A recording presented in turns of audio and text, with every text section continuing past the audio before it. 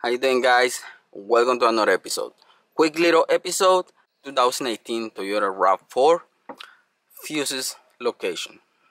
Underneath the driver's side, if you look over the two, inside there is the fuse box. You can see right there you have the fuses, and this is the cover. Also, you have more fuses on the driver's side, and you have another panel here to check if you need to replace more fuses. There is some in here.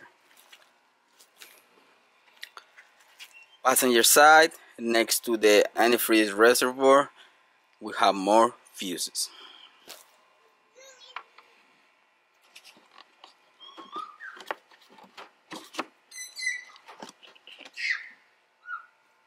Few fuses and relays. If you have any questions, please comment down below and I'm gonna be happy to help.